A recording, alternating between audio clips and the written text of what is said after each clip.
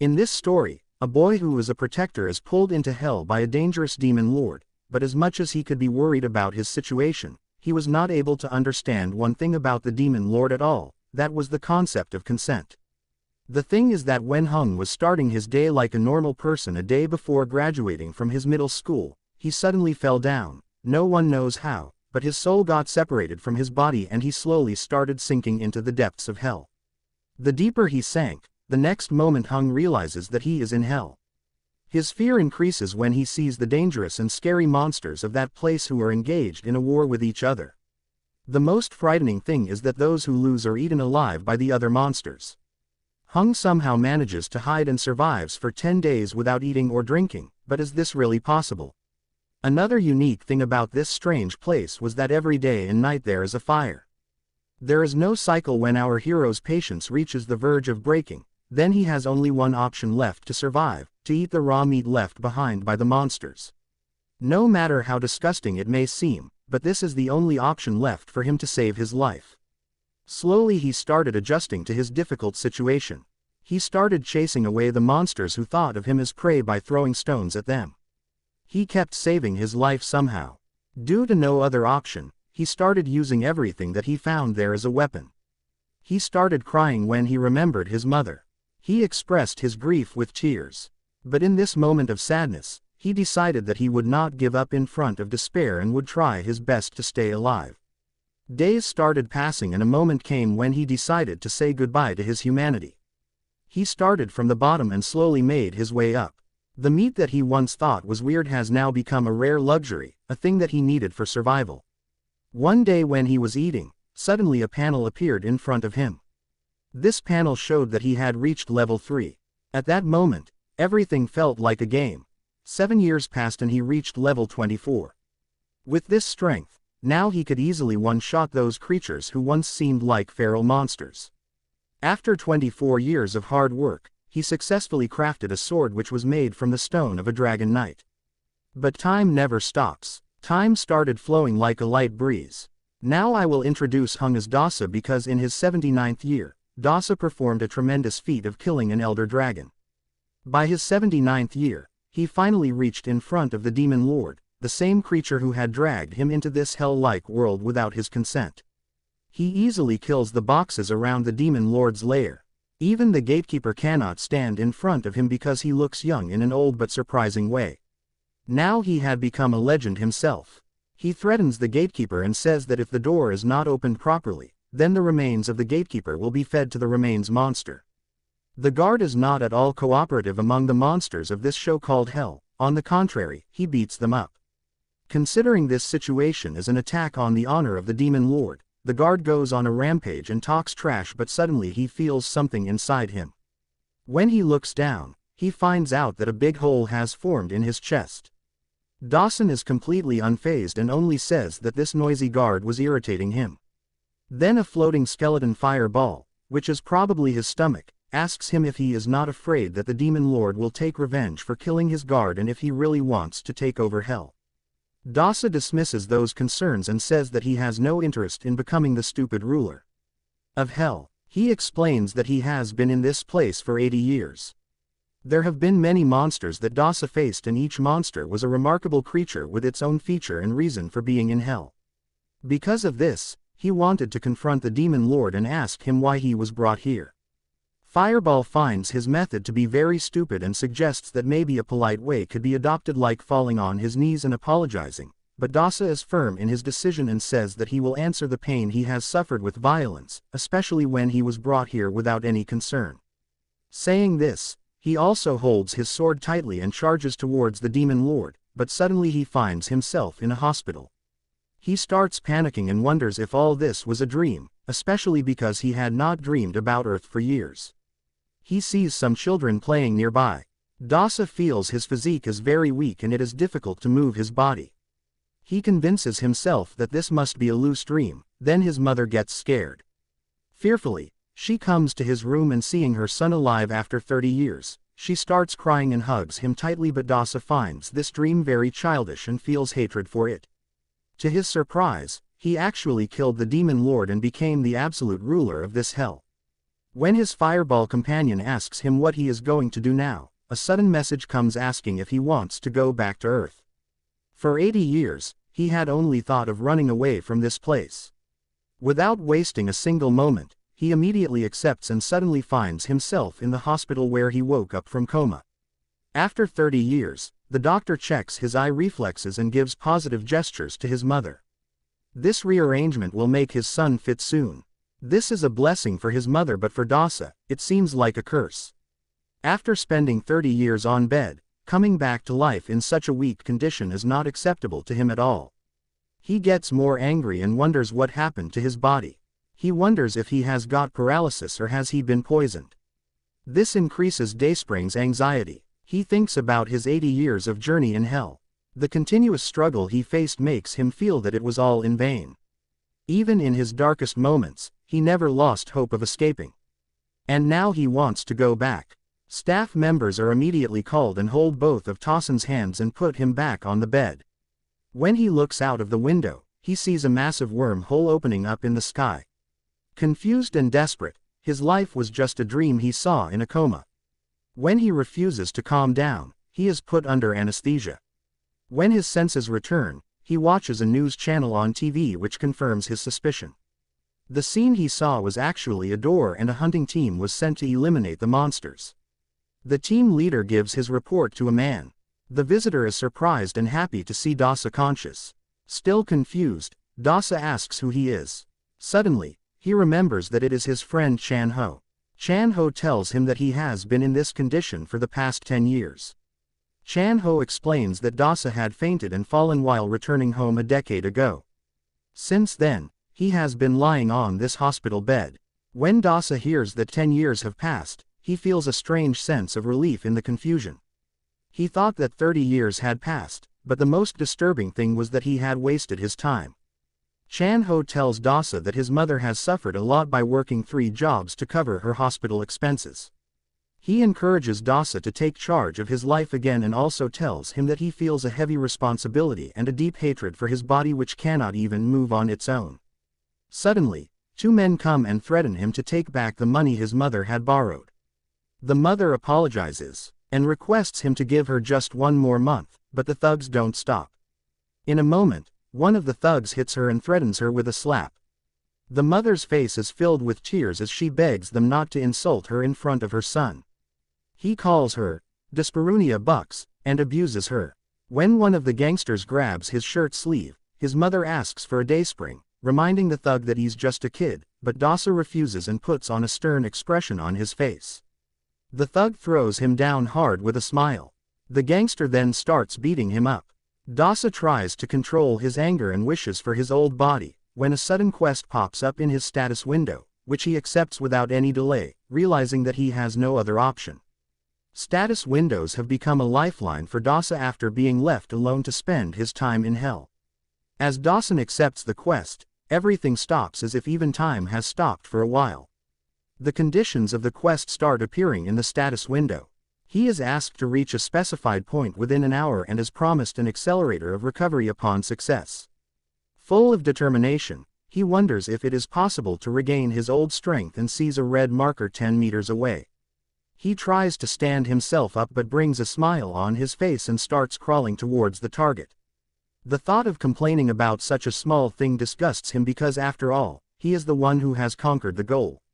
Crawling 1 inch after the other, centimeters turn into meters and those meters start looking like endless kilometers. At times, he starts doubting his ability whether he will be able to reach the location on time. Still, he keeps working hard to reach his goal. Staying calm from his experience, Dasa knows that the system never gives impossible tasks or quests. Seconds are passing by and he suddenly finds out a way out. Remembering the terms of the quest, he understands that it is important to reach the destination no matter how he reaches there, no matter what method he adopts. Now our crawl hero starts getting irritated when he understands how obvious this solution was. With his weak hands, he reaches the wheelchair and slowly leans steadily and finally sits in it, but only 35 seconds are left. He does not lose courage, holds the wheelchair and pushes himself forward. Hopelessly, he moves forward and against all odds, reaches the location at the last second. The quest is completed and he takes his reward and quickly consumes it. As soon as he takes the reward, a wave of relief comes inside him. His pain gradually reduces and he slowly regains a small part of his old physical strength. After completing the quest, he tries to dissolve the time-stop effect, but every time he fails. Unsuccessful, he doesn't understand how it opened in the first place. He leaves in desperation. His mind gets fixed on new quests. He thinks that maybe they will help him regain his power, especially when the thugs can come again. Then a strange sound is heard and he finds himself in a place called Pantheon. Initially, he ignores it thinking it to be just a useless dream, but soon he understands that it is something else. It is clear that this is not an illusion. He has been called here to complete a special task. Without any hesitation, he comes. He works according to the instructions and as soon as the task is completed, he gets a memory chip. As soon as the quest is over, another new quest appears. This time he is given the task of running 10 kilometers. One quest after another keeps coming and on completing each quest, he wins a new prize. For 10 days, he continuously does quests but still is able to complete only 55 implementations. He gets tired of these continuous small tasks. And angrily he demands a proper challenge. In response to this, the system gives him a new quest to kill a crying demon. Suddenly a lightning flashes and the crying demon comes and stands in front of him. He remembers that when he had faced this opponent earlier, he had come close to death, but this time when he got a chance for a rematch, a different kind of excitement has awakened inside him. The monster covered in lightning strikes with an ear-splitting roar and attacks with his sharp claws. Dasa barely escapes that attack. Knowing that a single blow can break him into pieces, he moves forward with the intention of striking him once, but the monster without any effort pushes him aside and throws him on the ground. Blood oozes from Dasa's mouth when he tries to control himself. Being tossed around like this by a crying demon was breaking his pride. This fight goes on for a long time and Dawson, who is a demon lord, is now feared by people as a villain. He is forced to play the game of survival but finally his luck runs out and Deem catches him and holds him tightly in his claws. In ambush, Dawson remembers how he crushed this monster when they had faced him earlier. He had almost forgotten that he could summon a sword. Without hesitation, he summons a sword in his hand and with a swift and precise move cuts off Deem's left claw. Without any mercy, Dawson sends Deem back to where he came from as if he was nothing more than an insect. The quest completes. He finds himself back in the hospital room. It is morning. He opens the window and the sound wakes up his mother. Panicked, she asks who is standing near them, but as soon as she sees Dawson in front of her, she is shocked. Now his body looks like a bodybuilder. The hospital staff who were responsible for his rehabilitation are left speechless. According to them, his recovery should have taken at least 6 months. It was beyond comprehension that Dasa was doing such remorse in just 15 days. Dasa expresses his concern but the doctor consoles him saying that there is nothing to fear. Meanwhile, Dasa feels the effects of his quest and sees that his strength has returned to a great extent. He stretches his arms and legs and starts looking around. Then he sees his mother who is talking to a nurse. There are tears in her eyes when she thanks the nurse. The nurse also consoles her. Understanding his mother's struggle and her situation, Dasa realizes how difficult the last 10 years must have been for his mother. His heart fills with emotion and while closing his hands, he swears that now that he is back, he will protect his mother. Then he goes towards the washroom and shouts loudly. In a moment, his soul is pulled into the Pantheon. Reaching there, he asks the system if the e-mentioning process can be accelerated. The system replies in the affirmative. Dasa bravely chooses the highest difficulty level for the random quest. Remembering his position as a team lord, Dasa bravely chooses the highest difficulty level. In response, a dark orb appears in front of him. As soon as the orb breaks, the scene that appears in front of Dasa is astonished. Standing in front of him is the Emperor of Heaven and Hell, the absolute ruler of Hell, who is a mirror image of Dasa. But with all his power, Dasa summons his sword and the passion for war awakens in him. Without wasting time, his rep moves forward and makes a strong overhead attack. The weakened Dasa barely manages to block that attack. He feels the pain of that attack on his body. Rep continues his attack and attacks from every angle. While trying to find Dasa's weakness, it becomes difficult to protect himself in front of Rept's power. Dasa realizes that the longer this fight is dragged on, the more harmful it will be for him. Suddenly Rept finds a weakness. Dasa throws him across the arena. Breathing heavily, Dasa softly says that this Rept looks like the real thing, but a slight smile comes to his lips as if he still has one move left. He activates his skill, blood neutralization, which makes him immune to his double's attack. Despite being cut by the sword, he feels nothing and the battle immediately turns. He slams Rept's face into the ground, but his advantage does not last long. Surprised, Dasa sees that Rept will not give up so easily as he has the same skill. The fight resumes with renewed vigor and soon Dasa finds himself wounded by the sword. The moment reminds him how important it is to fight. Meanwhile, a cleaning lady comes to the washroom, and when she does not get any response from inside, she extends her hand to open the door, but as she goes to open the door, she is immediately called to the third floor for some urgent work. Back in the arena, Dasa feels cornered. The burden of defeat is weighing heavily on him, and he realizing that if he loses now, all his hard work will go in vain. In this moment of despair, his mind starts searching for hidden ways, even if it means a piece of his luck. He immediately accesses his inventory and takes out a nutritional tonic which he got as a reward for completing the quest. This potion has the power to restore his stamina back to 20. Realizing that the use of 5 bottles will recharge him to 100%, a spark of hope ignites inside him. In the heat of battle, he decides to take a risk and quickly drinks a bottle. As the rejuvenating effect of the nutrition spreads in his body, he feels stronger again. But then his Rept extends his sword towards him. Our hero does not hesitate at all. He throws his punch hard without any fear.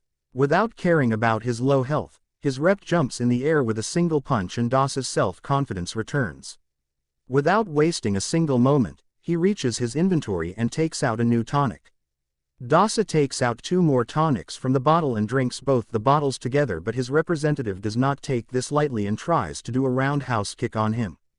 Dasa carefully avoids that attack and drinks the third tonic. Both of them do not have a moment's rest because their fight is now going on so fast that it has become difficult to follow with the eyes.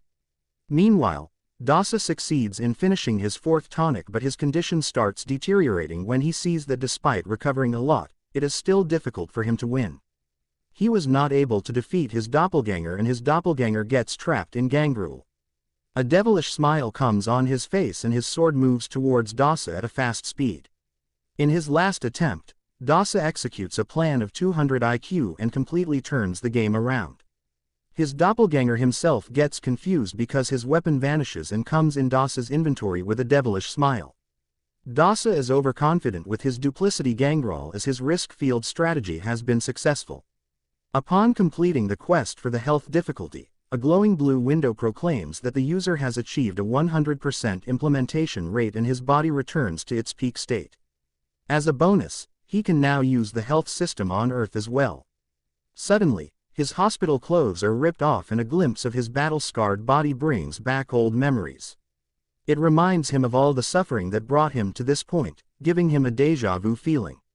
Yet when he orders the system to send him back to Earth, a panel appears asking him if he wants to see the unrequited messages. Upon selecting the messages, the system congratulates him that he has now become a monarch. The messages explain that when the previous monarch left, the heavenly beings took over hell and trapped Deem there. Dasa understands what this means. He mocks the hell that stole 80 years of his life and asks her to become hell's monarch. With a strange smile, hell's new monarch flips off his subjects, defiantly insulting them and raining abuse on them in satisfaction of his revenge. He then orders the system to exit. He exits the pantheon while the hordes of hell's monsters squeal, realizing their fate is now sealed. At the hospital, Dawson does casually insane one-handed vertical push-ups as his mother and the doctor watch in silent awe. Using Sherlock Holmes-like deduction skills, the doctor concludes Dawson has become an awake, but her mother still struggles to understand her daughter's unbeliever. Despite the doctor's reassurances, Dawson's mother says she wants to understand how this is possible. Eventually, the doctor suggests that Dawson go to the Awake Association, which his son overhears. The scene shifts. Dasa and his mother are in a taxi. He thinks about his conversation with the doctor. He thinks that his mother is trying to hide something from him. Confused, he looks out of the window and wonders what was happening on Earth while he was in a coma. When he returns home, his mother says that she will be back soon. As he enters the house, he is surprised to see a girl with cotton hair. A girl with candy-colored hair is taking out money from the drawer. Dasa is racking his brains to think who this strange girl could be. Then his mother enters the room and breaks the awkward silence. The mother tells him that the girl is Han Jisoo, his sister. Then he realizes that the girl he couldn't recognize is his own sister Jisoo, who has a bratty attitude and is taking money again. His mother is angry at this, but Jisoo ignores them and gets ready to go somewhere. Meanwhile, Dasa is still in shock that he told his sister something. How did you not recognize her? When Jisoo is passing by her, she reminds her in harsh words that how the last 10 years were like a nightmare for him and his mother. Dasa feels helpless and regrets that he could not do anything for them. When Jisoo starts to go out of the house, his mother asks him to tell her where she is going. Then a loud voice is heard which attracts everyone's attention. It is the same debt collectors again. They threaten that if the door is not opened, they will break the door on the count of 3. Everyone becomes silent. Dasa is angry. Tired of standing outside the house to take revenge, the man who is wearing a silver suit starts kicking their door in anger. Mother requests Jisoo to come back inside, but Jisoo stands there without any fear. The attention of the man in the silver suit goes towards the goon who came with him and he thinks that he should go inside breaking the door, but then Jisoo comes out of the house and angrily tells them that those people are trying to break the door.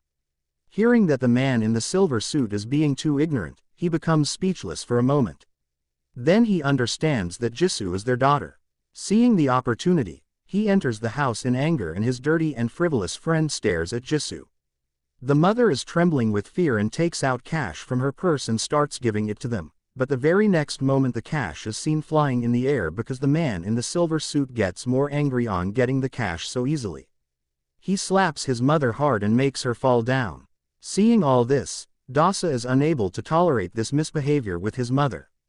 Boiling with anger, Dasa throws the man in the silver suit in the air with a single punch. His fat and dirty goon asks in shock what is happening. Then the man in the silver suit of the time, who was arrogant, cries and complains to his daddy that he is being made fun of. The goon just keeps watching in shock when Dasa sarcastically thanks them both that he himself has come to him on his own feet, just a small girl. After the taunt, Dawson catches the goon by his jaws and is ready to give him a well-deserved beatdown. To take revenge for his mother, Dasa slaps the goon on his face not once or twice but 100 times till he falls on the ground covered in pain and blood. The goon looks around and seeing a girl's chair, he punches the chair with his hand in a Desperunia style and breaks it. With the power of the punch, the goon hits the wall and falls down near his partner. The mother requests her son to stop and both the debt collectors, who are now in tears, run away from the house in fear. Both of them stagger to their car and discuss how a boy who was admitted in a hospital became so strong, that too after being in a coma for 10 years. The man in the silver suit asks his partner about the consequences of failing in his work. What should he do to heal his wounds now? The fat goon tries to change the topic while controlling himself but the man in the silver suit immediately interrupts him as he sees Dasa's sister returning home.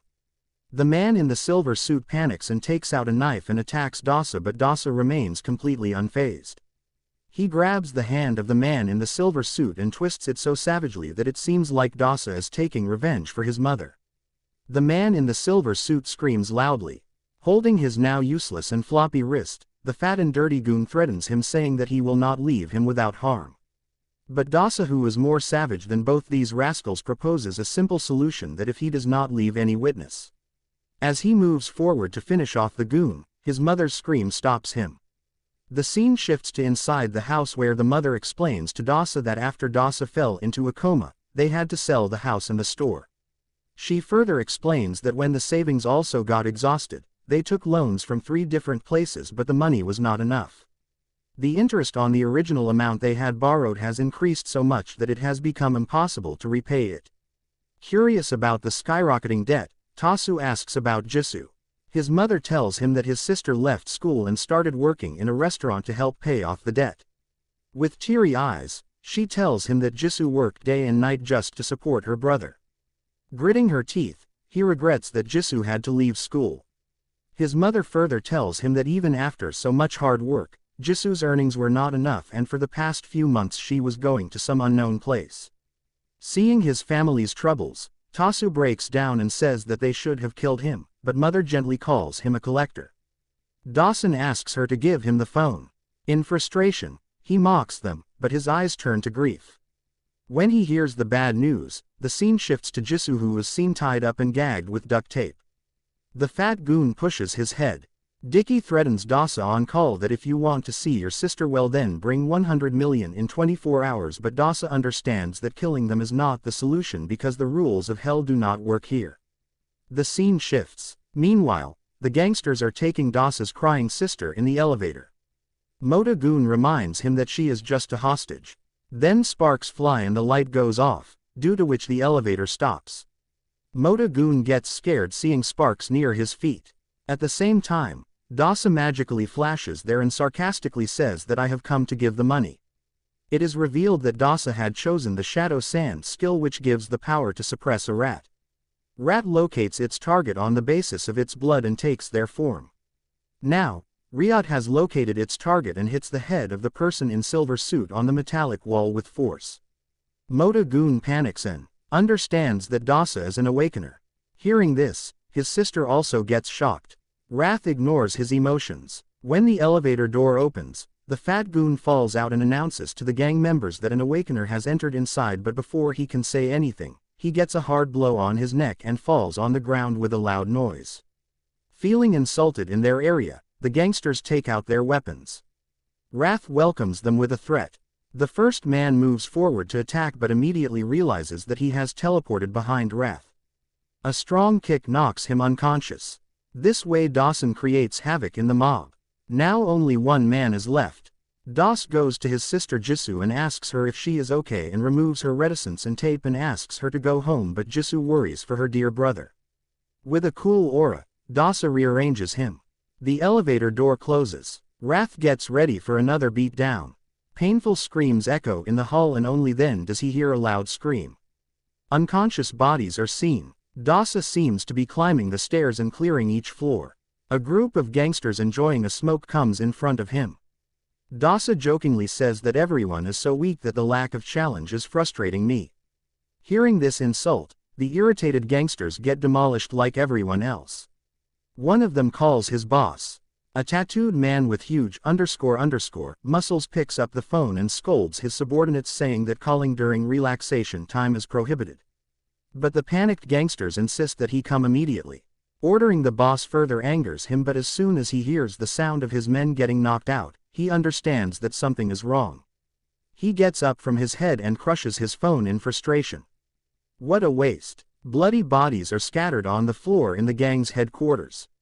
Shadow Wrath goes to another member who requests him not to suffer the same fate that happened to him. As happened with the rest, a wall rises and falls with a loud bang. Dasa is shocked to see a man who grabs his face and immediately hits him on the ground. Boss vents out his anger on his men's actions. Dasa realizes that his mother and sister are not at all surprised by his powers, as if all this is a normal thing for them. Another man is present like him. His shadow chariot powers are used to give him a chance to retreat safely. Boss is shocked when he sees Dawson, who was creating the whole case himself. Dawson asks if you are also an awakened person. Boss smiles proudly and says that he will send Dasa to hell. Dasa's eyes narrow on hearing the familiar word hell. Boss tears his clothes and flexes his muscles with his physical enhancement, but Dasa does not care about his size. Dasa punches Boss hard on his face and calls him a giant wicking. He gets buried inside the wall. Boss refuses to be defeated. He gets up angrily and tries to counterattack, but Dasa immediately humbles him. A hard kick lands on Boss's big face and Dasa gives him a solid beat down with a barrage of kicks. In between, he explains to Boss what true hell is and how much it brings shame. The giant boss is only thinking about saving his life and asks for a timeout in fear. The muscular gangster with his shattered soul offers money and all his wealth in exchange for his life. Dasa's interest is piqued at the mention of money and he asks Boss about the cash. Boss points to a closet in which the cash safe is kept and Boss runs to his white car in the parking lot to save his life. After reaching the car, he thinks that he is safe now. While rumbling, he thinks how he will hunt Dasa down, but then Dasa quietly comes to him and whispers softly that he forgot to ask the password to the safe. Boss goes mad out of fear, but Dasa's shadow wrath torments him one last time and says that he can meet him anywhere anytime. Later, through a portal, $500 million magically fall in front of Dasa. Dasa smiles like a goblin full of greed and wonders how many apartments and things he can buy now. He goes to a mall and is captivated by a newly launched folding phone which the shopkeeper says is worth $2.99 million. Dawson checks out another model out of curiosity which may have been robbed by someone or charged more than the fair price. Dasa casually takes his shopping and reaches home and gets ready when his mother calls him for dinner. Dasa replies that he has some work and disappears from there without waiting for a reply. In reality, he has been invited to dinner with a friend. At the restaurant, Chan-ho is visibly shocked to see Dasa. The transformation has changed his physique a lot in just a gap of a few days. The two start their meal with a drink. Chan-ho starts the conversation and asks Dasa about his future plans, reminding him that he is no longer the carefree school kid he used to be. But Dasa takes the discussion in a different direction and asks how many apartments can be bought with $500 million. Chan-ho is surprised for a moment and doubts how much cash Dasa has right now, but quickly starts talking about the state of inflation. He explains how inflation is pushing up real estate prices. Hearing this, Dasa gets upset and asks Chan-ho how much money is needed to buy a place in the city. Chan-ho shifts the information and comes to the point and directly asks Dasa if he is a businessman. Dasa responds that to confirm this, he first needs to understand that what does Akon mean when they leave the resto. Chan-ho explains everything, starting from the beginning. He tells that soon after Dasa's coma, mysterious portals called gates started appearing in the world. Initially, these portals seemed to be a minor threat and were kept under control, but things got difficult when monsters started coming out of these gates and entering the world. These monsters started wreaking havoc everywhere, sparing no one. Humanity tried to fight, but soon it was discovered that the man-made weapons of humans do not affect them at all. Dawson interrupts without containing the curiosity and asks if even guns or cannons cannot stop them. Chan-ho confirms that normal weapons did not have any effect on them. Then he explains that gradually a new kind of weapon was discovered, raw weapons. These new weapons, which were made from the byproducts of monsters, proved effective against the creatures, and those who could use these weapons were able to kill them. The Akon are called the heroes who are saving humanity from the age of expansion. Necessity is the mother of invention. This is proven to be true as mankind adapts to survive. Dasa shows off his skills by showing off a cutting-edge foldable phone from his arsenal and tries to impress Chan-ho, but his confidence is shattered when Chan-ho tells him that such phones are being given away for free these days. Hearing this, Dasa realizes that he was deceived and became a victim of a scam. Embarrassed, Dasa keeps it to himself and avoids telling his friend how much money he paid for the phone. Chan-ho then brings the topic back to Akon and tells Dawson that even if he doesn't use the aura weapon, he can still strengthen his body through raw. Chan-ho then points out that he has only heard about Dasa's better physique. Not only this, but also that he had thoroughly thrashed a notorious group. Dasa bluffs a little and asks Chan-ho if he would still offer him money if he was not awake and behaves with the same attitude. This subtly reveals that he wants to take advantage of their friendship. Chan-ho's anger boils over, but before their fight can begin, a gate fracture opens above. Them and the monsters start falling directly around them.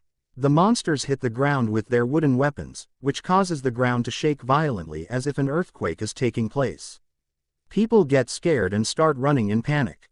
The maniacal growls and attacks of the monsters make the atmosphere even more terrifying, but these creatures are quite different from the monsters Dasa met in hell and he could not recognize them. Without wasting any time, Dasa hits the ground with one of his feet forcefully and breaks a big piece of road and throws it at the approaching monsters, but the daybreak hits the ground. Before he can do so, a shimmering shield materializes and blocks his attack. Chan-ho quickly reminds him that Anonymous is about to die. but he hears the sound of slashing blood and opens his eyes to see the monster's head cut off and Dasa standing in front of him. Dasa proves through his bare-handed attacks that he can kill these creatures. Chan-ho can't believe his eyes, but he sees that Dasa effortlessly eliminates an entire group of monsters and wonders if Dasa has gained B-class awakened powers, but he quickly realizes that this is not the time to think about all this. He focuses on protecting people. There is chaos in the crowd, then he shouts loudly and asks the frightened people to follow him. He assures them that he can take them to a safe place through the server system. As soon as people react, he reveals himself. A little girl is scared to find herself surrounded by monsters and starts crying. Just when he thinks he is about to get attacked, Chan-ho comes into action and saves her life. At the very last moment, Dasa kills the monster with his punch. With a smile, he taunts Chan-ho that he got in his way and asks him to keep quiet as he is still out in the open. After taking the lead, Chan-ho helps the public to evacuate to a safe place. Meanwhile, the young blogger captures the movement and starts live-streaming Dasa as he fights with the monster. The public watches the live stream and watches Dasa's bravery. Suddenly, the blogger tells Dawson to look back, but in the meantime, the monster punches Dawson and hits him with the car and the impact echoes throughout the case. The blogger thinks about his comments and views and laughs. He knows that Dasa's attack will be interesting for the people and will get more attention. Meanwhile, the crowd runs into the sewer to safety and Chano reunites the little girl with her mother, who hugs her and cries and apologizes for the separation. A man asks Chaho if he will go back, which makes him think a lot as he knows that his friend is still fighting the monsters. The scene now shifts to Dasa, who is surrounded by monsters. A monster smiles and prepares to attack, and the blogger closes his eyes thinking that Dasa will not survive now, but the blogger and the monster are surprised when Dasa dodges the attack. He then tells the monster that thank you. You restored my mana a little. Now I want to kill all of you in a dangerous way. He is further impressed by hearing his voice. Dasa fights the monsters without any mercy attitude and kills them one by one. Viewers watching the live stream complain in the comments that the image quality is very bad and ask the blogger to move the camera closer. Among the viewers, a user named Slayer donates $5 million and promises $5 million if the blogger can get a clear shot of Dasa's fight. The excitement grows as the stakes rise for both the blogger and Dasa. When the blogger learns about the $5 million donation, he gets chills. He is excited, but his fear prevents him from getting anywhere near the action. Dasa continues to beat up monsters in his fight and realizes that this constant fighting is eating away at his mana. Another viewer offers to pay extra if the blogger can capture a clear picture and email it to him. The blogger feels a mix of excitement and anxiety between the desire for fame and the danger he faces.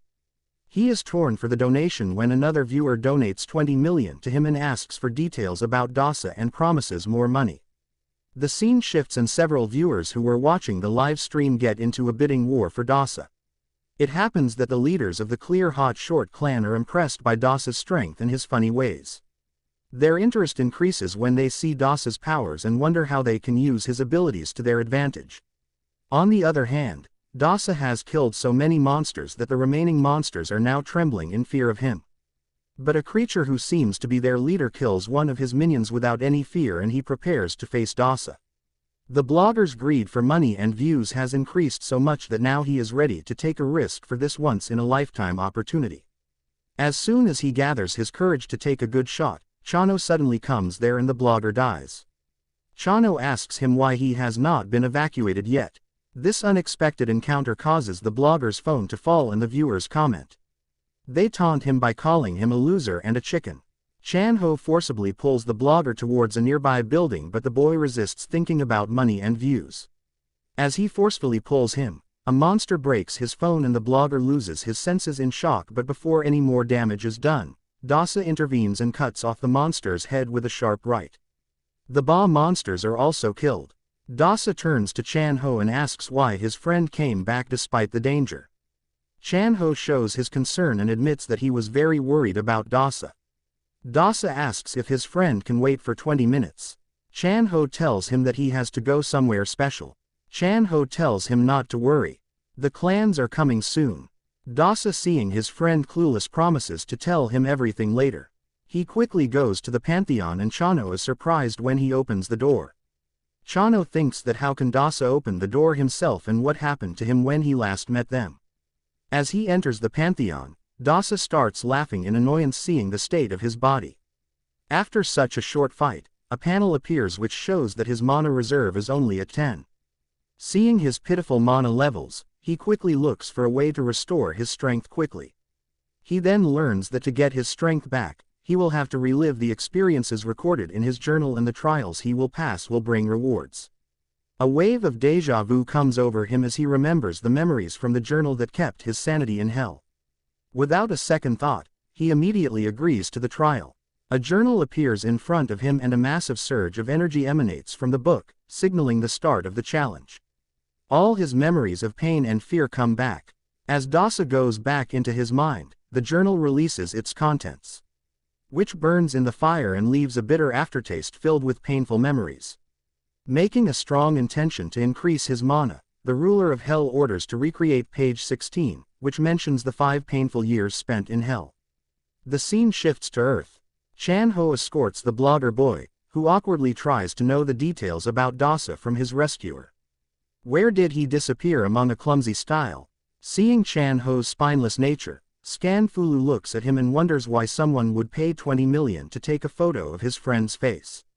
Unsatisfied with the answer, the boy starts to act ignorant, but their conversation is suddenly interrupted by a loud and heavy sound that shakes both of them.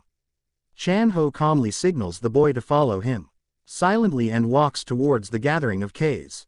Chan-ho feels his phone vibrating. Chan-ho reads a message from his leader, which tells him that help will be delayed due to the weekend. The leader advises him to run away quickly. Chan-ho is worried, but he just prays that his best friend Dasa comes back soon. The scene shifts to another dimension. Tassa is lost in the memories of his time when he was in the forest of predators. When a light breeze touches him, he feels uncontrollable uneasiness as there is a strange silence around him. A panel opens, which announces his task.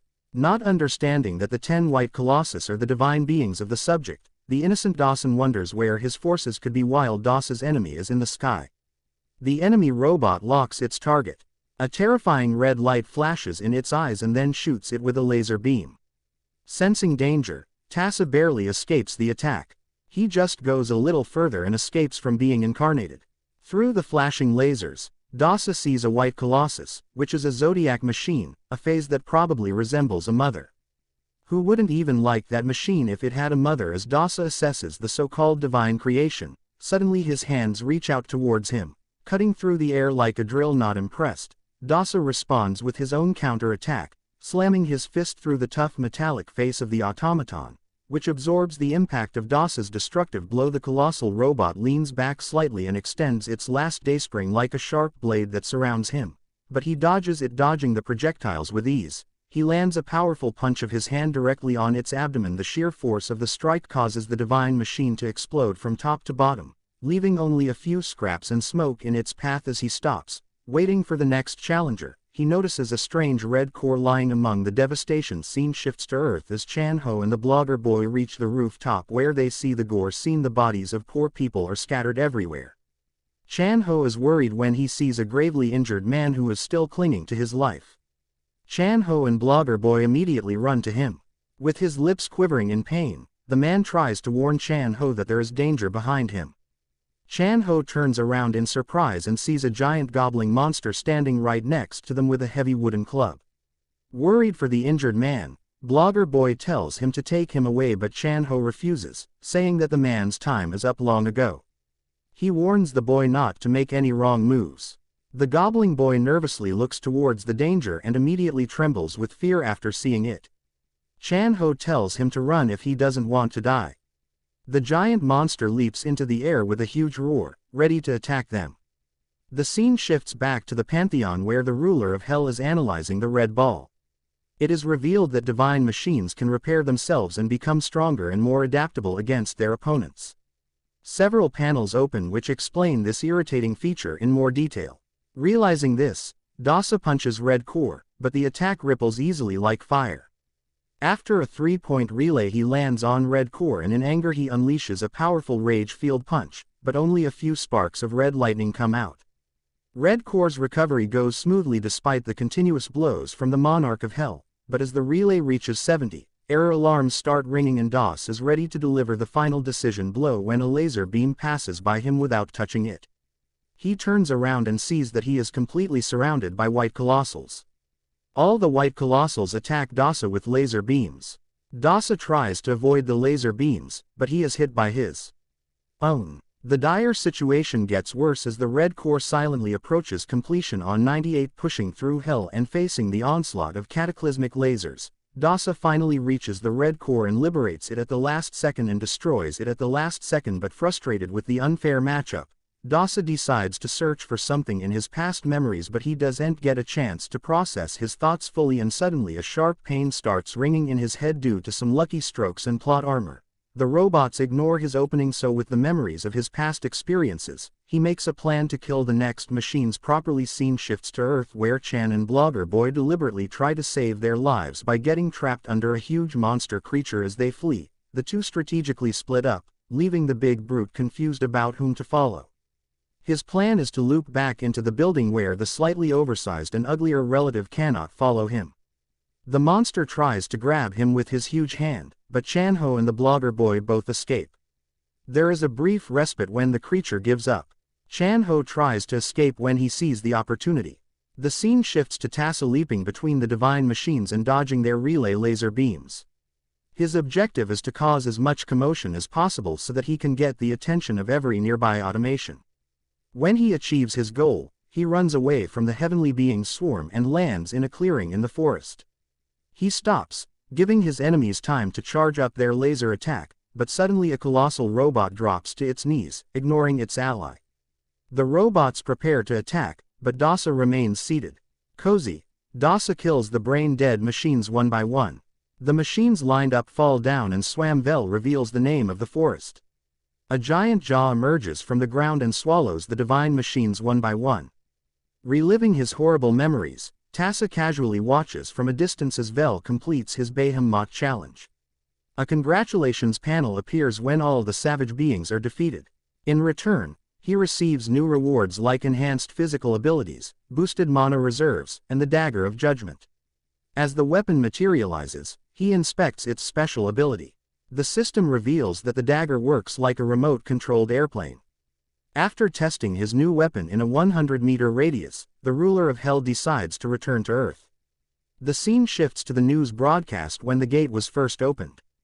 The anchor solemnly ports over that the tragic fracture has taken too many lives. He seeks a solution from a pale professor who seems like the uncle who brings politics into birthday parties. The professor says that the Awakeners Association should take the blame because they caused the disaster. He says that they take too many vacations and avoid problems when there is a shortage of hunters. He insists that the fracture doesn't care if the hunters are chilling in Hawaii or on duty, they should be held liable. Then a man with a man bun is watching the news on his phone who is annoyed by the professor's words. He says in frustration that the association hunters get peanuts in comparison to the clan. His partner's team leader tells him to focus on results right now or else he could lose his job, but his words are silenced when they hear breaking news about an Awake who has single-handedly dealt with monsters. On the disaster side, Blogger Boy and Chan are hiding in a room waiting for the rescue scud. While doing this, a loud noise is heard and the whole room starts shaking.